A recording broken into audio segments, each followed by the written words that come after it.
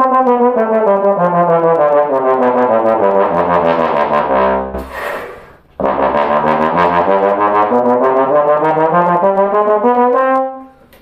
YouTube, Aiden / just Aiden. Reminder, if you want to listen with me, link in the description. Otherwise, let's talk about new stuff. I have some pedagogy videos I really want to make, talking about playing trombone and stuff. I'm still working on the concept, so I'm not going to make them yet. We're not going to talk about just my boring stuff that I have. I think I brought this up before, but I have a rubber band on here now that really works extremely well at making this valve move a lot faster. It just feels like kind of like a normal lever now. So I think I'm going to keep doing that. I've already had one rubber band die. Interesting fact, rubber bands, I think they're real rubber, I can't remember, but something about the reaction they have with brass and nickel means that they degrade over time and they'll just snap. So like in the past, I've had to use rubber bands on my spit valve. After a while, they just are no longer rubber and they just like break. And I've already had one break. Also, this instrument rules. I've used it in a reading band a couple times now, kind of in real life, away from work, and it just feels really, really good. It blends with tenors really well, kind of blends up rather than down entirely, but it still blends down and plays really well with the tuba. This might be my main bass trombone. We'll have to find out. I'm going to use it in a couple more settings coming up, but I've just been like really happy with it, kind of getting more used to it, and I think it might just be a better instrument than my other one.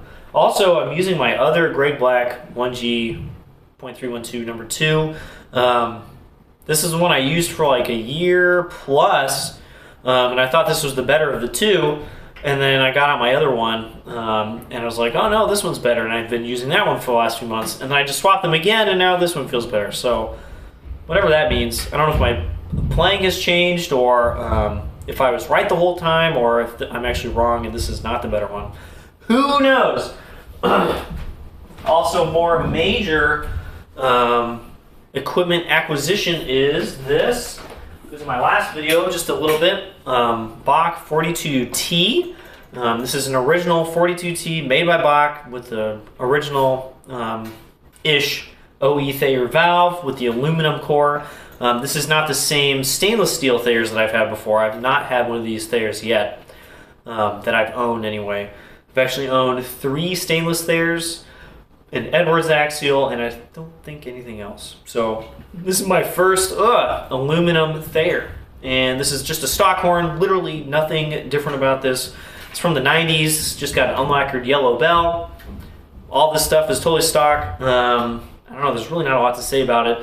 Interesting that it doesn't have a brace here between the valve tubing and the main bell brace. Like every Thayer horn that I can think of has a little brace that goes across right here.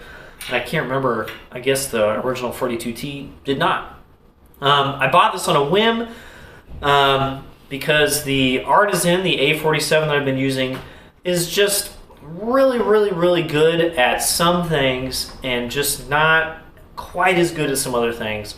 And actually the things I've been using for it's been really great. I've been playing first in a trio, played first on some quartets, and played principal on Nutcracker. And for those things it felt great, just this huge sound, just kind of really easy to manage. But then every time I play it in the middle of a section, second or third part in a quartet or a second in an orchestra or whatever, it doesn't feel like it really fills out the part. It really wants to be heard. And this is kind of my attempt to have an instrument that maybe does both. Probably won't do principal as well or first part as well, but I feel like I'll be able to just kind of use this for everything. So far, impressions after a day and a half, it is a superb instrument. It's just so even across everything. The low range is really good. Not crazy stupid open, but just like nice and even, easy to play. High range is also really good. It has a great high D. The high range is actually more open than the other horn because it just is more open.